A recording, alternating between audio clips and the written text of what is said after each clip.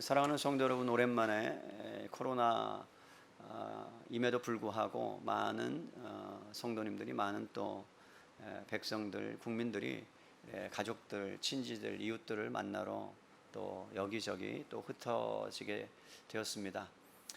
가족 간의 따스한 정과 이렇게 사랑을 많이 나누셨습니까? 부모님이 계시다는 것이 얼마나 감사한지, 안 계실 때는 계실 때는 잘 모르죠. 함께 이렇게 이런 명절 때 가족들과 시간을 보낸다는 것이 이제 이렇게 돌아보니까 그때가 행복이었구나라는 생각들을 해봐요. 오늘 그냥 저는 추석 때 조용히 지냈습니다. 교회 와서 지내고, 교회 와서 또 돌아볼 거 돌아보고 했는데, 이렇게 가족들이 만나는 모습들을 보니까 되게 행복해 보이더라고요. 그래서 어쨌든지 이러한 가족의 명절이 우리나라에 있다는 게 가족을 또 존경하고 공경하는 그런 시간이 된다는 게 얼마나 감사한지 모릅니다. 오늘은 38년 된 병자의 이야기예요. 이 이야기를 통해서 예수님이 과연 우리에게 뭐라고 말씀하실까, 이렇게 곰곰이 여러분 이 말씀이 우리에게 생명이 되는 시간이 되기를 바랍니다. 여러분, 희망 고문이라고 들어보셨나요? 국어사전에 보니까 이렇게 쓰여 있어요. 안 될 것을 알면서도 될 것 같다는 희망을 주어서 상대방을 고통스럽게 하는 게 희망 고문이랍니다. 19세기의 프랑스의 소설가인 빌리에 드 랄라당이라는 분이 쓴 단편 소설 희망이라는 이름으로 고문이라는 책을 쓰셨는데, 그 책의 희망 고문의 어떠한 뜻을 따서 우리나라의 어떤 작가가 인용하기 시작하면서 널리 퍼지기 시작을 했어요. 여러분, 잘 생각해 보면 희망이라는 것은 절망의 시작이에요. 희망을 갖지 못한다면 여러분 절망하지 않아요. 희망이 없다면 절망하지 않아요. 우리 안에 뭔가 희망이 보이기 때문에 그 희망을 쫓아가기 시작하고 따라가기 시작하는데, 그 희망이 이루어지지 않으면 우리는 절망하고 낙담하고 낙심하게 되어 있어요. 여러분, 희망이 없으면 어차피 안 되는 거기 때문에, 희망을 갖지 못하기 때문에, 생각도 안 하기 때문에 절망하지 않습니다. 예를 들면 이런 거예요. 복권 하나를 샀다고 칠게요. 무심코 샀어요. 그럼 여러분 1등에 대해서 당첨될 것이다 라는 희망 여러분 가질 수 있겠습니까? 벼락을 7번 맞는 거예요. 마른 하늘에 비가 오지도 않는데 벼락을 7번 맞을 확률이래요. 그러면 여러분, 그것을 사고 나서 내가 이것이 1등이 당첨될 거야 라는 마음을 갖고 있는 분은 없어요. 그냥 심심해서 샀든지 남들이 사니까 따라서 샀든지 1등에 당첨될 거라는 생각을 갖고 있지 않기 때문에 절망하지 않아요. 그냥 재미로 안 됐구나, 이번에도 안 됐구나. 그래서 불가능하다는 걸 알고 있기 때문에 그렇죠. 근데 어떤 사람이 복권을 2개 샀답니다. 2장을 샀어요. 그래서 2장의 번호를 적어놓고 가장 친한 친구에게 1장을 줬어요. 다음 주에 추첨을 했어요. 근데 어이없게도 친구의 복권이 당첨이 된 거예요. 그럼 그럴 때부터 여러분, 당첨되지 않은 그것을 줬던 그 사람, 친구는 어떤 마음이 들겠습니까? 희망 회로가 작동하기 시작하겠죠? 내가 준 거니까 그래도 그 친구는 나에게 조금이라도 10분의 1이라도 아니면 20%, 아니 맨 처음에는 반을 생각했을 거예요. 5대5 내가 준 거니까. 그런데 생각해 보니까 5대5는 너무 과한 것 같고 한 30% 주면 괜찮을 거야. 그런데 그 친구가 그 복권을 어디다 뒀는지 모르고 잃어버렸다는 거예요. 그때부터 여러분 어떤 마음이 들어요? 절망이 오기 시작하죠. 그죠? 절망이 오기 시작합니다. 받을 수 있을 건데, 받을 수 있었을 텐데, 아니 그거면 내가 막 그냥 상상의 나라를 핀 거죠. 이것을 하고 저것을 하고 했는데 결국에는 못 찾게 되고 희망만 부풀려지고 별의별 생각을 다 했지만 그럼 그 희망이 고문으로 돌아온다라는 것이죠. 여러분, 어느 순간에 희망 고문이라는 것은 어떻게 해도 절망적인 결과만을 기다리는 어떤 극적인 상황 가운데 작은 희망으로 인해서 오히려 더 괴롭게 되는 상황을 희망 고문이라고 합니다. 희망이 아예 없다면 모든 것 기대를 걸지 않으면 돼요. 여러분, 깔끔히 그냥 손을 뗄 수 있어요. 포기하면 돼요. 약간의 그런데 가능성이 보이면 그 가능성에 모든 것을 걸어요. 어떻게든 절망을 벗어나려고 노력하는 것이 인간의 심리예요. 여러분, 친하지 않은 암이라는 친구가 여러분 곁에 찾아왔다고 치십시다. 그러면 어느 순간에 여러분 1기면 괜찮아요. 2기도 그럭저럭 해볼 만해요. 그런데 청천벽력 같은 4기 말기라고 한다 그러면요, 여러분 절망하게 되어 있어요. 그러면서 사람이 희망의 끈을 놓지 않고 어떤 일을 하는 거죠? 누군가 뭔가 치료받았다는 그 카페든지 블로그를 찾아가기 시작합니다. 좋다는 것을 하기 시작하죠. 당연히 저 같아도 할 것 같아요. 그러면서 여러분, 어떤 사람이 어떤 약을 먹었더니 낫다라고 한다면, 그러면 희망이 싹트기 시작하고 희망이 보이기 시작하죠. 그래서 그것을 어떻게 하면 구할 수 있을까라고 생각합니다. 아무리 비싸도 구하려고 하는 거예요. 세계에서 제일 비싼 약이 24억입니다. 여러분 24억이에요. 백혈병 종류인 림프암에 20살 미만, 아니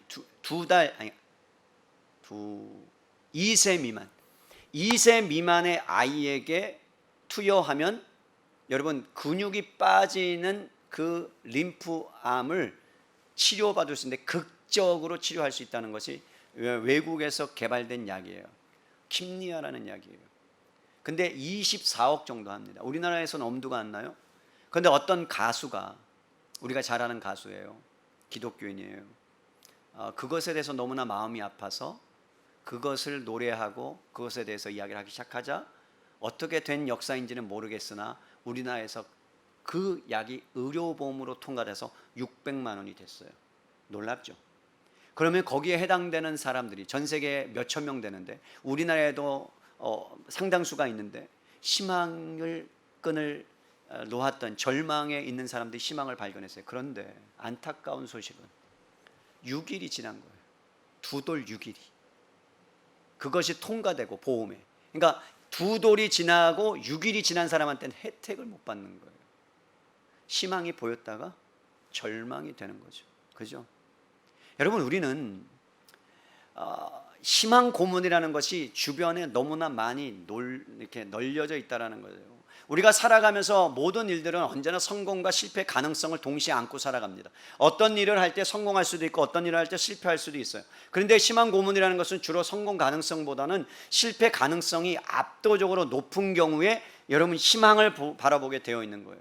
그래서 여러분, 어떻게든지 내가 그 질병에 치유받기 위해서, 처음에 여러분 암이라는 녀석을 만나면 어떤 치료를 받다가 항암을 하다가 방사선을 하다가 표적 치료제가 개발이 됐더니 이제는 유전자 치료래요. 이제는 카체라는 것으로 넘어가는 단계에 있습니다. 한 번은 예전에 미국의 어떤 대통령이 어떠한 식품을 먹고, 버섯 종류예요. 어떤 버섯 종류를 먹고 암에서 나았다는 기사가 나와 있었습니다. 그러자 그 버섯을 구하기 위해서 수많은 사람들이 노력을 하는 거예요. 근데 그것이 브라질에 특별히 많이 나요.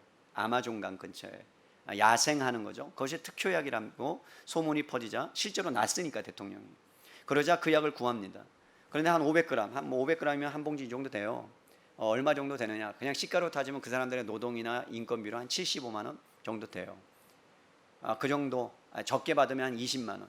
그런데 낫고자 하는 그 희망이 여러분 그들 마음 가운데 있다 보니까 그것이 얼마 정도에 파느냐? 3천만 원 정도 해도 여러분 드시겠어요? 안 드시겠어요? 여러분 같으면 드시겠죠? 그죠? 먹어야 사니까.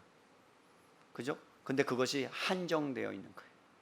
그러다 보니까 여러분 희망은 있으나 그들 가운데는 그 희망이 어떤 면에서는 그 사람들을 얽매이게 만들고, 그것을 어떻게 하면 구할 수 있을까 노예로 만들고, 그래서 여러분 고문으로, 고통으로, 나락으로, 절망으로 빠지게 만드는 일들이 일어난다는 것입니다. 희망 고문으로 인한 실패는요, 자이든 타이든 어느 쪽이든 믿고 매달려 왔던 마지막 희망마저 완전히 박살난 상태이기 때문에 차라리 매달리지 않는 것이 훨씬 더 깨끗하게 물러날 수 있었음에도 불구하고 그 희망에 매달리다가 더 큰 상처를 얻게 되고 결국에는 비참한 결과를 만들어내는 것. 오늘 한 38년 된 병자가 희망 고문으로 인해서 얼마나 처절하게 피폐해져 가고 있는가를 오늘 예수님께서는 리얼하게 보여주고 있는 말씀이요 사건입니다. 여러분 5장 1절 볼까요? 그 후에 유대인의 명절이 되어서 예수님께서 예루살렘에 올라가셨습니다. 여러분 절기가 되면 유대인들은 늘 예루살렘을 향하여 올라갔어요. 당시 경건한 유대인들이 절기가 되어서 모여서 예배를 드리고 기뻐하고 즐거워합니다. 하나님께 예배합니다. 그러나 여러분 반대편에서는 어떤 일이 일어나고 있느냐? 여러분 2절 말씀에 보니까 예루살렘에서는 풍성한 은혜가 있고 그래서 하나님을 예배드리는 그 옆에 양문 곁에 히브리 말로 베데스다라는 못이 있는데 거기에 행각 5이 있다고 성경은 말씀합니다. 한편에서는 기쁘고 즐거워하는데 한편에서는 슬프고 운명에 울고 저주스럽고 낙오된 인생을 살아가는 사람들이 모여있는 곳이 있습니다. 2절에 보니까 여러분 예루살렘에 도착한 예수님께서 많은 인파를 헤집고 어디론가 발걸음을 재촉하고 계시는데 도착한 곳이 어디냐면 베데스다 연못, 양문 곁에 있는 베데스다 연못이에요. 양문이라는 것은 이런 거예요. 여러분 구약시대에 여러 가지의 문이 있어요. 예루살렘으로 들어가기 위해서는 성막이 있듯이 문이 있는데 오늘날로 말하면 그 문 옆에 쉼터가 있는데 행각이라고 표현을 했고 우리들이 여러분 시골을 가다 보면 정자 같은 게 있잖아요. 누군가 나그네들이 가다가 쉬는 곳, 그것이라고 할 수 있어요. 그러니까 여름에는 이스라엘이 더우니까 그 땡볕을 피할 수 있고요. 밤에는 좀 이슬이 내리니까 그것을 피할 수 있는 그런 곳이었어요. 근데 그곳이 어디 위치해 있다고요? 양문 옆에, 예루살렘으로 예배 들어가는 옆에 행각이 있고 거기에는 처절하게 낙오된 인생들, 소외된 인생들, 사람들이 봤을 때 부정한 인생들이 다 모여 있는 거죠. 오늘 이렇게 표현합니다. 그 안에 어떤 사람들이 있느냐? 여러분 많은 병자들이 있어요. 다리 저는 사람이 있어요. 혈기 마른 사람들이 있어요. 여러분 유대인들은 특별히 안질이 심했어요. 영양 부족으로 인해서 시각장애인이 많았고요. 전쟁과 기근으로 인해서 팔다리를 못 쓰는 장애인들이 많았고요. 혈기 마른 자들은 중풍병을 앓는 뇌출혈로 쓰러진 자들이 온몸이 마비되고 신경이 마비된 사람들이 거기에 누워 있었다라고 성경은 말씀합니다. 그러니까 여러분 동병상련인 거죠. 서로의 사정과 형편을 너무나 상황을 이해를 잘해주는 거예요. 정이 넘치는 거예요. 그래서 뭔가 여러분 나눌 것이 있으면 막 나누기도 하고 서로 위로해 주는 거예요. 언제 그렇게 됐어요? 상황이 어떻게 됐어요? 그러면 가족들은 어떻게 돼요? 어디 살았어요? 그런 이야기를 나누게 되죠. 오늘 본문을 자세히 살펴보니까 그 베데스다 연못에 누워있는 사람, 그러니까 자기의 힘으로는 여러분 일으킬 수 없는 사람들인 거예요. 그러니까 질병을 얻었는데 병을 얻었는데 너무나 가능성이 없는 사람들, 절망 가운데 있는 사람들이 여러분 그 안에 희망의 싹이 트기 시작하는데 뭐라고 말하느냐? 3절에 볼게요. 혈기 마른 사람들이 누워 물의 움직임을 기다리는 거죠. 희망 때문에 그런 거죠. 베데스다 연못이 있는데 여러분 한 번씩 작은 소용돌이가 일어났다라고 이야기해요. 실제로 일어났는지 모르겠어요. 38년 동안 한 번도 일어난 적이 없어. 맞죠? 어떤 면에서는. 그러니까 여러분 그 가운데 누군가 들어가면 누군가 회복될 가능성이 있다면 어떤 병에 걸렸었든지 여러분 갑자기 물이 동했을 때 제일 먼저 들어가는 자는 병에서 낫는다 그러면 여러분 거기에 죽을 치고 누워서라도 기다렸다가 누군가 도움을 받아서라도 누군가를 제치고라도 거기에 들어가야 되는 것 아닙니까? 정상적인 치료 방법으로 회복이 불가능한 사람들이에요.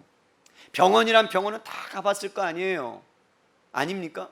집에 있는 돈을 다 여러분 쏟아 부어서라도 고치고 싶었을 거 아니에요. 저는 그 심정이 이해가 가요. 저희 형이 불치병을 앓았고 세상적으로 고칠 수 없는 병을 앓았기 때문에 부모님의 마음은 어떻게 해서든지 좋은 대학병원 가서 좋은 곳에 가서 진단을 받고 어떻게 하면 살릴 수 있을까?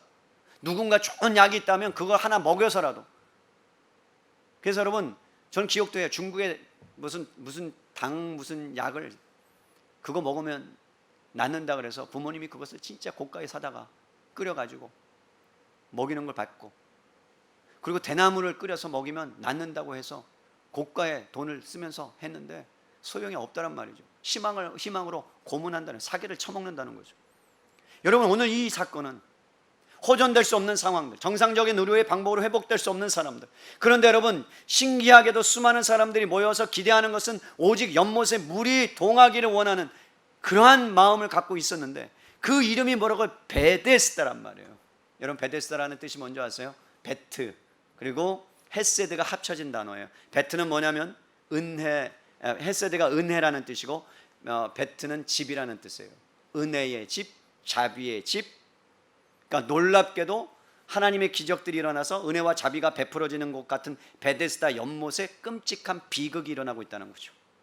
은혜의 집이라고 부르고 자비의 집이라고 부르고, 그리고 여러분 하나님의 사랑이 흐른다고 불려지는 그 집에서 자비가 일어나지 아니하고, 그리고 무자비가 일어나고, 그리고 서로 경쟁하며 서로를 헛들으며 누군가는 먼저 들어가야 되는 그런 상황들이 일어나는 것. 전혀 베데스다 같지 않은 그러한 모습들, 상황들이 지금 펼쳐지고 있다라는 것입니다.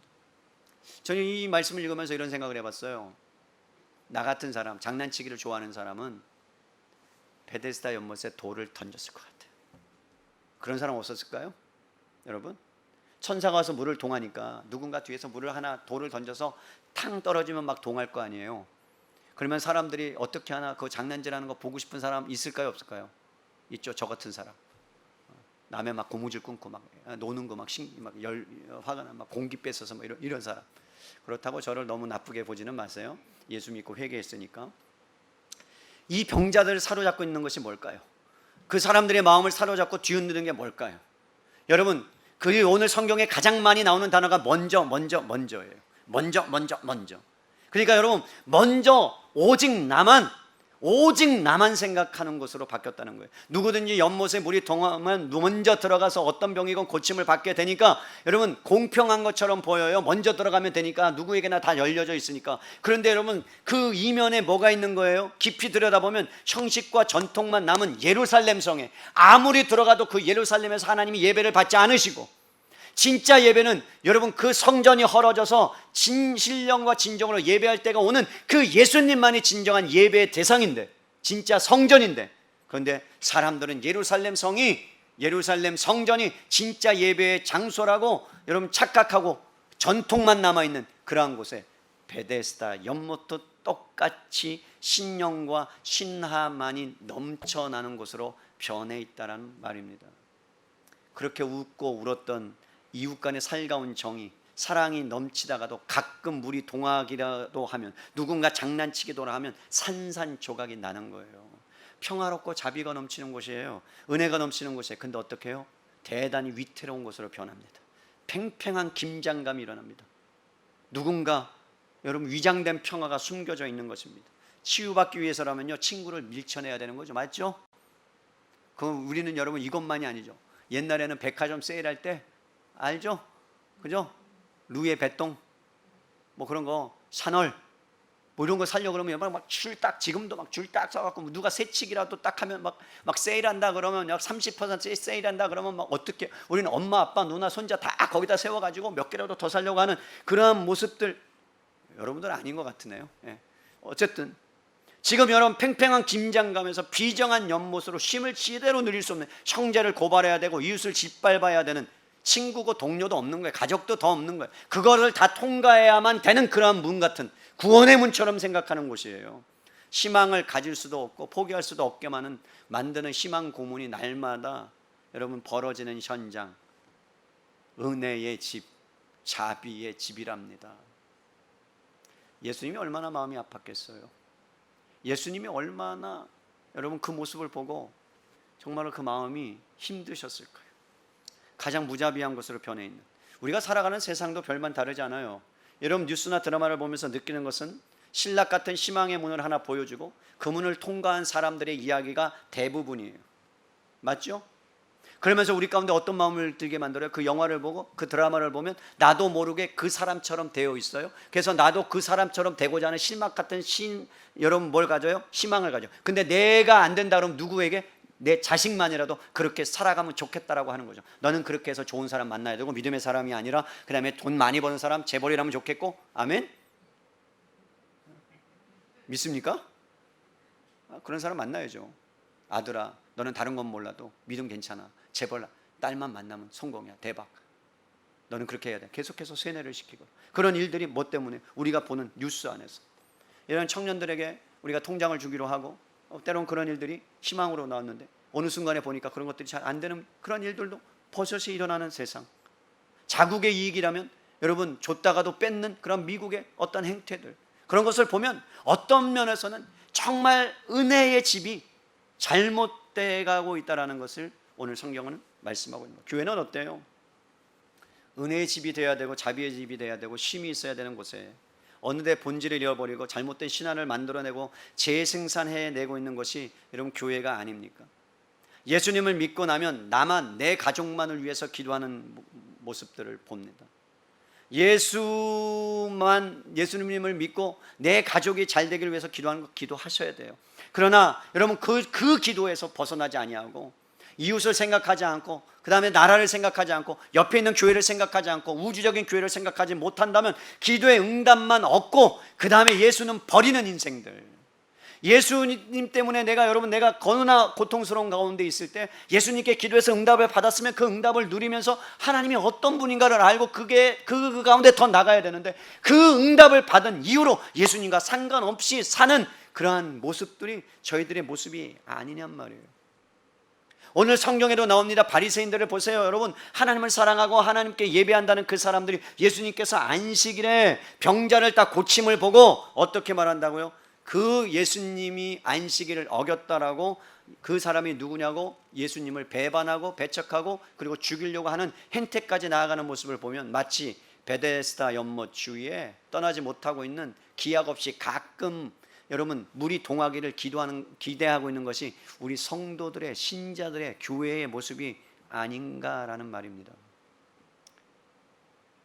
안타까운 것은 38년 동안 이 병자는 그 굴레의 노예가 되어서 벗어나지 못한 삶을 살고 있었고, 어떤 면에서는 한국 교회가 1988년 올림픽을 기점으로 교회가 점점 여러분 쇠퇴해 가고, 물론 하나님의 나라는 확장될 거예요. 그럼에도 불구하고 교회가 힘을 잃어가고 있는 모습들을 보면 은혜의 집이어야 되는 베데스다 연못이 무자비의 집으로 바뀌는 그러한 모습이 오늘날의 교회의 모습 아닌가라고 저는 생각해 보는 거예요. 이러한 희망 고문에서 벗어나지 못한 베데스다 한복판으로 누가 찾아오세요? 예수님이 찾아오세요. 사랑하는 성도 여러분, 한국교회가 회복될 수 있는 유일한 길은 오직 예수 그리스도께서 교회 가운데 성도들 가운데 찾아오셔야 가능하다고 저는 믿습니다. 우리의 힘으로는 불가능합니다. 이 38년 된 병자, 왜요? 여러분, 우리는 숨가쁘게 살아왔어요, 지금까지. 그런데 우리가 어떻게 살아왔어요? 이기려고 살아가요. 더 가지려고 살아가요. 더 높아지려고 가요. 더 빨리 여러분 가려고 안다라는 모습, 나만 잘 되면 되는 그런 모습이, 그래서 주님이 오늘날 쉬지 못하시는 거예요. 하나님이 쉬지 못하는 이유가 뭔지 아세요? 여러분 잘 보세요. 창세기에 6일을 창조하시고 7일날 안식하시고 우리에게 참 평안을 주셨어요. 그런데 여러분 죄가 침투해 왔어요. 죄가 오염됐어요. 죄로. 그러자 하나님께서 쉬지 못하시고 이 세상을 회복하기 위해서 의논하시고 삼위일체 하나님께서 예수 그리스도를 보내시기로 하고 이 땅 가운데 보내시고 예수님이 십자가에 죽으시고 계속해서 일을 하고 계시는 게 여러분 이 세상에 참된 안식이 파괴되었기 때문에 그렇습니다. 이런 가운데 주님이 찾아오셨어요. 그러면서 여러분 어떻게 하세요? 6절을 보세요. 예수님께서 그 누운 것을 보셨어요. 여러분, 누웠다라는 것은 단지 누웠다가 아니에요. 일어날 힘조차 없는 인생들, 그리고 베데스다 행각을 전체에 지배하고 있는 그 사상을 예수님께서 꿰뚫어 보고 있는데, 그 사상이 뭐라고요? 전통과 전설의 희망 고문으로 굴레에 빠져 노예가 되어 있는 깊은 절망 가운데 낙담해 있는 영혼들, 동시에 노예가 되어 있어서 어두움에 있는데 그 어두움을 발견하지 못한 사람들, 병이 얼마나 오래 되었는지 38년 동안 고침을 받지 못하는 인생 가운데 주님이 찾아오셨어요. 근데 여러분, 주님이 찾아오셨는데 대화라는 것을 보면 이 병자는 예수님에 대해서 모르는 사람이에요. 복음서에 나오는 모든 사건은, 치유의 사건은요, 대부분 예수님에 대한 소문을 듣거나 알고 나왔어요. 그래서 소경 받으면은요, 다윗의 자손 예수여 나를 고치소서 했고요. 야이로의 딸, 백부장의 여러분 야이로의 딸 같은 경우는 어떻게 했어요? 그 딸이 죽었으니까, 그래서 죽기 전에 예수님을 만나면 고칠 수 있다고 생각했고요. 혈루병 여인도 예수님에 대한 소문을 듣고 뒤로 와서 그 옷자락을 만졌고요. 그래서 수많은 사람들이 예수님에 대해서 알고 나왔어요, 어렴풋이나마. 근데 이 38년 된 환자는요, 병자는요, 예수님에 대해서 전혀 모르는 사람이었어요. 특별한 사건이에요. 그래서 예수님이 찾아오셔서 병자에게 뭐라고 말씀하세요? 여러분 6절 보세요. 병이 벌써 오래된 줄 아시고 이르시되 내가 낫고자 하느냐. 당연한 말씀이죠. 그에게 가장 필요한 게 뭐예요? 낫는 것 아니에요. 내가 낫고자 하느냐. 당연한 질문 아닙니까? 누워있으니까 내가 낫고자 하느냐. 오직 낫고자 하는 거죠. 그런데 희한하게도 낫고자 하느냐라는 이 대답에, 이 병자의 대답이 여러분 어떤 면에서는 이 사람의 실체를 폭로하고 있는 거예요.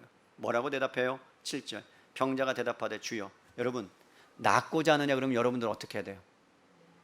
네, 낫고 싶습니다 주님.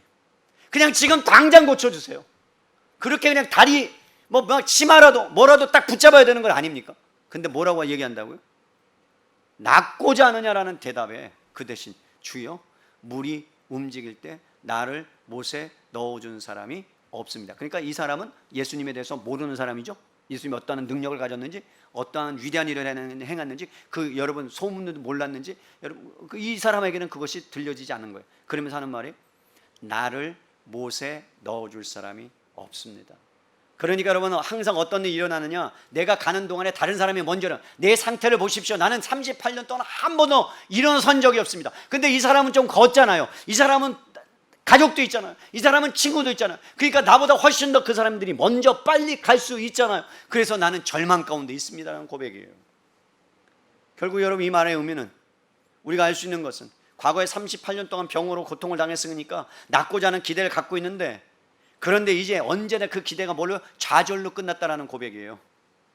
희망이 점점 고문으로, 고통으로 여러분 가고 있다라는 거예요. 아무도 주위에 자기를 도와줄 사람이 없다라는 거예요. 가족도 없다라는 거예요. 나를 거기에 넣어줄 사람도 없다는 거예요. 그러니까 나올 수 있는 희망이 분명히 들어가면 되는데 희망이 절망으로 바뀌어져 가고 있다라는 거예요. 저기요, 이렇게 말하는 거죠. 나도 낫고 싶은데요, 나의 몫이 아니에요. 나를 못에 넣어줄 사람이 없어요. 내가 나올 수 있다는 희망은 있는데요, 그 희망 가운데로 갈 수가 없어요. 그는 38년 동안 누워있지만 이미 희망을 여러분 잃어버린 지 오래되었습니다. 상실한 사람입니다. 가능성을 스스로 닫아버린 사람입니다. 그리고 자기 자신에 대해서 죽음을 선포한 사람과 같아 철저하게 소외된 거예요. 여러분 내가 가는 동안에 다른 사람이, 보세요 7절에 내가 가는 동안에 다른 사람이 먼저 내려가나이다. 먼저라는 고백 속에 그의 분노와 그의 좌절과 그의 절망이 여러분 담겨져 있는 거예요. 이런 뜻이에요. 나는 희망의 가장 큰 희생자입니다. 나는 거기에 사로잡혀 있습니다. 그 삶이 얼마나 허탈한지 아십니까? 좌절감이 얼마나 큰 줄 아십니까? 난 인생의 낙오자입니다. 은혜와 자비는 사라진 지 오래입니다. 평화가 깨진 지 오래입니다. 처음에는 어떤 줄 아세요? 그래도 얼마나 힘든지 서로 나눴어요. 저를 이해해 주더라고요. 나를 도와주더라고요. 먹을 걸 갖고 오면 나눠주더라고요. 격려해 주더라고요. 근데 어느 순간에 물이 동하면요, 그때는 인정사정 볼 것 없이 나만 가야 된다라고 해서 남을 짓밟고 그러면서 다친 사람이 한두 명인 줄 아십니까? 그런 고백이 그 안에 다 담겨져 있는 거예요. 그러면서 내가 병을 났는데 다른 사람들이 방해물이 되는 거예요. 저 사람이 없었더라면 내가 먼저 들어갈 수 있었는데, 고침받을 텐데, 한탄과 절망만이 넘쳐는 거예요. 그때는요 도덕 필요 없어요. 내가 낫는다 그러면 여러분께서, 여러분 가정이에요. 여러분들이 질병 가운데 있는데 하나님께서 저에게 특별한 은사를 주셔서 기도하면 낫는데요. 그럼 여러분 인정사정 볼 거 있어요? 여러분 아우 먼저 가세요. 아우 권사님 저보다 신앙이 연배니까 먼저 가세요. 그럴 수 있겠어요? 아니에요. 아마 여기서도 그냥 너도 나도 상관없이 여러분 그냥 머리 뒤밀고 그러면서 낫는다기만 하면 그렇게 할 거예요. 우리도 다 그렇게 그런 사람들이에요. 지금 그런 상황이란 말입니다. 여러분 그런 가운데 어떠한 철학도 상관없고 도덕도 상관없고 가치도 다 필요 없는 그러한 전통에 얽매여 있는, 신화의 전설에 얽매여 있는 그 가운데 예수님이 진짜로 그를 찾아오신 이유, 그게 뭐라고요? 단순히 고침이 아닙니다. 여러분 질병의 단순한 치유함이 아닙니다. 이 베데스다 연못의 행강에 누워있는 사람들, 여러분 낙오된 사람들, 여러분 예수님이 지금 내가 낫고자 하느냐, 이 말은 무슨 뜻인 줄 아십니까?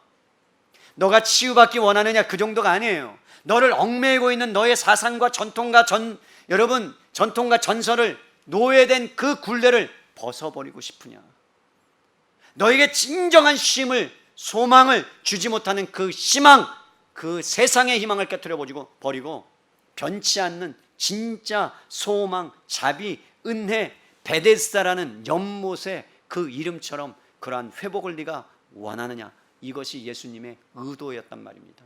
그러니까 예수님 지금 베데스다 연못이 잘못되어서 무자비한 집으로 바뀌는 그것을 한 38년 된 병자를 통해서 어떻게 하기를 원한다고요? 안식일의 주인이 누군가, 참된 쉼의 주인이 누군가, 참된 소망의 주인이 누군가를 보여주고 드러내고 나타내주고 싶었던 겁니다. 그래서 이 한 병자를 하나님께서 고치심으로 내가 누군 줄 아니? 하나님이다. 내가 누군 줄 아니? 창조주다. 내가 누군 줄 아니? 쉼을 주는 분이다. 그러니까 여러분, 예수님 안에 베데스다 연못에 가서 쉼을 얻는 것이 아니라, 고침을 받는 것이 아니라, 여러분 예수께로 와야 고침받고 쉼과 회복이 있는 줄로 믿습니다. 그래서 8절에 뭐라고 나오는지 보세요. 예수님이 그 대답을 들으시고 뭐라고 여러분 이렇게 막 책망하지 않고 일어나 내 자리를 들고 걸어가라 그래요.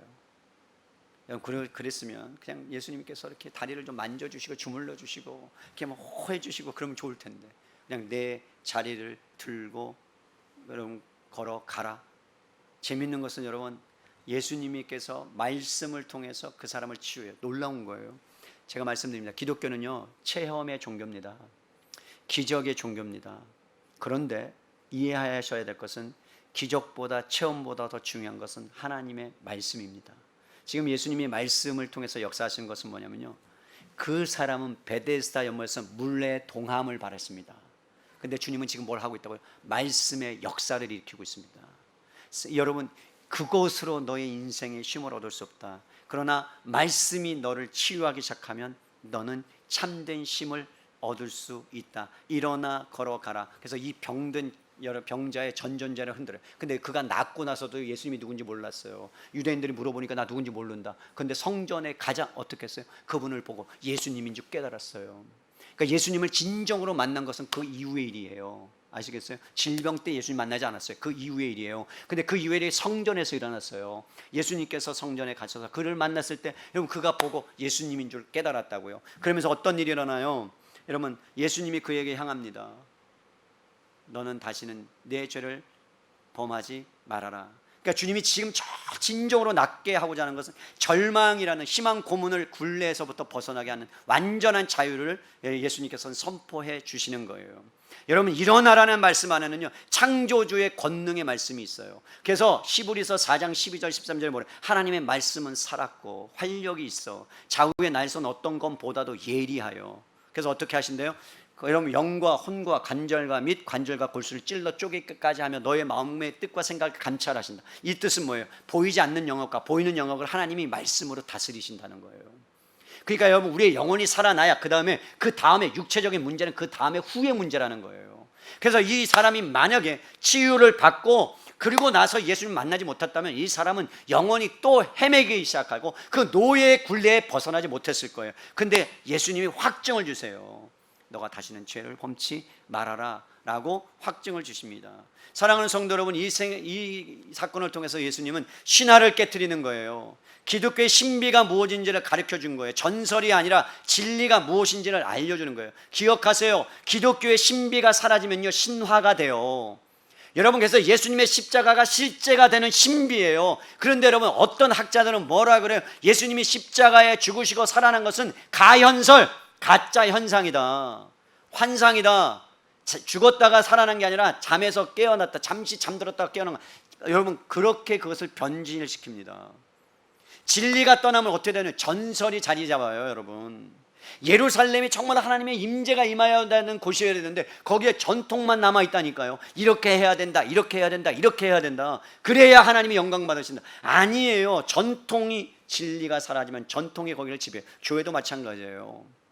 어떤 일을 행하거나 어떤 사역을 할 때요, 여러분, 진리와 말씀이 우선이어야 돼요. 그런데 전통이라는 것이, 우리 교회는 이랬으니까. 제가 아는 한 교회, 부산에 호산나 교회 최영준 목사님과 지금 유진소 목사님, 그 교회는요, 카페트가 빨간색이에요.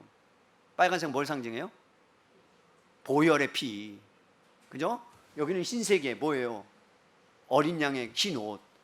맞아요? 그거 맞아요? 그러니까 올라오지도 못해. 아니 아이들이 올라오면 어떻게 죽어요 예전에는. 그죠? 아니 피에 여기가 피면 빠져야지. 거기에 피를 먹고 우리가 살아야 되는데 우리는 예수 그리스도를 피를 빨아먹는 거룩한 드라큘라예요 우리가. 아멘? 아니 왜 아멘 하면 우리는 예수님의 피를 먹고 살아야 되잖아요. 맞아요? 그럼 우리는 드라큘라예요. 예수님의 피를 쫙쫙 빨아먹어야 돼요. 남김없이. 뭐 또 이거 잘못 해석해갖고 또 목사님 이단이라고. 제 의도를 아셔야 돼요. 우리는 예수님 피로 살아요. 예수님을 먹어야 살아요. 그런데 여러분 이것을 바꾸는데 전통이라고 20년 걸렸어요. 20년 카페트 하나 바꾸는데 그게 말이 됩니까? 하나님이 언제 카페트는 빨간색으로 하라, 여기는 하얀색으로 하라 그랬어요. 여기는 그냥 예배당일 뿐이에요. 성전이 아니란 말입니다. 근데 우리가 어떻게 전통으로 성전이라고 그랬으니까. 그래서 우리가 교회를 건축하는 거지 성전을 이거 잘못된 거예요. 우리는 성전 건축이라고 쓰면요 우리는 진짜 저한테 혼나요. 성전 건축은 없어요. 우리가 성전이에요. 우리는 건축해야 돼. 우리를 잘못된 전통의 진리를 떠나면 그렇게 해서요 교회를 망하게 만들고 어렵게 만드는 현상. 그래서 베데스다 연못이 전설로 가득 차고 있으니까 예수님이 와서 하시는 말씀이 말씀이 선포된 문자가 아니라 기록이 아니라 실제로 하나님의 말씀의 능력이 임하면 너의 영혼 가운데 절망으로부터 여러분 일어나게 되고 신화와 전통으로부터 일어나게 되고 생명이 너에게 가게 되면 너는 예전에 얽매였던 것으로부터 자유하게 된다. 이것이 예수님이 우리에게 주시는 오늘 말씀의 여러분 핵심이에요. 그래서 결국에는 어떤 소망도 가질 수 없는 베데스다 연못 가운데 예수님은 뭘로 바꿨다고요? 은혜의 집으로 되돌리셨습니다. 근데 놀라운 것은 뭐냐면 그 은혜를 주신 분이 예수 그리스도예요. 예수님이 이렇게 했어요. 생명의 문이다. 내가 생명의 양식이다. 나로 들어와서 먹고 나로 꼴을 얻어야 된다. 왔다 갔다 들어갔다 나왔다 해야 된다. 결국은 여러분 베데스다라는 은혜의 집은 예수 그리스도인 거예요. 오직 예수 그리스도만이 그에게 참된 은혜와 자비와 쉼과 회복을 줄 수 있습니다. 그 장소가 아니란 말입니다. 그리고 변질되었던 것을 예수님이 바꾸신 거예요. 그리고 돌아가요. 내가 낫고자 하느냐에 이렇게 말씀하시면서 내가 더 이상 더 심한 죄를 짓지 마라. 여러분 죄 지을 수 있어요? 없어요? 이 사람이 또 지을 수 있죠? 그럼 뭐예요? 너 죄 지으면 죽는다 이거예요? 그럼 벌써 죽었어요. 우리는 다. 그럼 이 얘기는 뭘까요? 예수님이 하시는 거예요. 너가 예전에 잘못된 생각과 사상과 전설과 전통에 얽매였던 그것을 다시 얽매이도록 노예 생활하지 말아라. 진정한 은혜가 나한테 있다는 것을 너가 알아라. 내가 너의 구원의 문이라는 것을 깨달아라. 베데스다는 다른 데 있는 게 아니라 어디 있다고요? 예수 그리스도예요. 아멘입니까? 그러면서 여러분 오늘 마지막에 17절에 이제 말씀을 정리해요. 17절 보세요. 예수께서 그들에게 이르시되 내 아버지께서 이제까지 일하시니 나도 일한다. 여러분 이게 뭐예요? 아버지께서 성부 하나님이 일하셨어요. 태초에 안식을 주셨어요 우리한테. 근데 그 안식이 무참하게 깨졌어요. 그래서 예수님이 이 땅에 오신 이유가 뭐예요? 무겁고 수고하고 무거운 짐진 자들아 다 내게로 오라. 내가 너희를 쉬게 하리라. 나는 마음이 온유하고 겸손하니 나의 멍에를 마고 내게 배우라. 그럼 너희 마음이 쉼을 얻는다. 그렇다면 여러분 이 세상에 참된 안식이 없고 참된 평화가 없고 참된 여러분 자비가 없는데 예수님이 이 땅에 오셔서 어떻게 하셨다고요? 하나님이 일하셨던 그 사역을 예수님께서 받으시고 이 땅 가운데 십자가에 죽으시면서 안식을 주시기 위해서, 쉼을 주시기 위해서. 그래서 여러분 예수님 안에 들어가야 쉼을 얻어요. 아멘입니까? 그 외에 다른 방법이 없어요. 지금 이 병든 38년 된 병자에게 그 모습을 끄집어내는 이유는, 대화를 통해서 끄집어내는 이유, 너에게 참된 안식은 없다 이 말이에요. 너가 병 고침 받아도 안식 없다. 또 다른 고통이 있다. 또 다른 희망 고문이 온다. 그런데 그것을 이겨내고 자유할 수 있는 유일한 길은 예수님께 속하라. 내가 베데스다다 이 말이에요. 로마서 14장 17절에 이렇게 말씀해요. 하나님의 나라는 먹는 것과 마시는 것이 아니요 오직 성령 안에 있는 의와 평강과 희락이라. 여러분 예수님 이 땅에 올 때 이렇게 말씀하셨어요. 내가 하나님의 나라를 갖고 왔다. 여기 있다 저기 있다 하지 말아라. 너희 앞에 있다. 예수님이 하나님의 나라예요. 그럼 예수님이 이 땅에 오셨다면 여러분 뭐라고요? 그 안에 뭐가 있다고요? 성령 안에 있는 의가 있고 평강 샬롬이 있고 참된 안식이 있고 거기 뭐 기쁨이 있다. 그래서 여러분 이 38년 된 병자는요 진정한 하나님의 나라 베데스다를 경험한 거예요. 누구를 통해서? 예수님을 만남으로. 근데 예수님이 찾아오셔서 그것을 가르쳐 주신 거예요. 내가 낫고자 하느냐? 진정한 쉼 필요하냐? 굴레에서 벗어나고 싶으냐? 자유하고 싶으냐? 그러면 내 안으로 들어와야 된다. 그게 구원의 문이에요. 사랑하는 성도 여러분, 인생이 장밋빛으로 펼쳐지지는 않아요. 죄송하지만 희망 고문은 계속해서 여러분들을 엄습할 거예요. 그때마다 주님이 찾아와 주셔서 참된 쉼과 회복을 해 주시는 거룩한 분이고 창조주라는 사실을 여러분 꼭 기억하시고 붙잡고 살아가시기를 바랍니다. 예수님이 하나님 일하시니 내가 일한다. 그 사역을 이제 끝난 것이 아니라 승천하시면서 제자들에게 여러분 허락해 주시고 위임해 주셨다면 이제는 그 사역을 우리가 세상 가운데 나아가서 하나님의 평강, 사람들이 누리지 못하는 그러한 쉼을 예수 안에 있다라는 것을 우리가 선포하고 전하고, 그래서 수많은 사람들이 창조의 안식에, 죄로 무너져 있는 그 죄에 오염된 피폐한 인생 가운데 정말로 베데스다의 진정한 은혜가 여러분 우리를 통해서 하나님이 일하시기를 원하는 거예요. 가족 명절 때 여러분들이 서로 싸우지 마시고, 저는 싸우는 거 너무 많이 봐서 재산 때문에 싸우고 뭐 때문에 싸우고, 좀 양보하시고 그 안에서 정말 쉼과 회복을 함께 누릴 수 있는 그러한 은혜의 사람으로 여러분 살아가시기를 주님의 이름으로 간절히 축복합니다.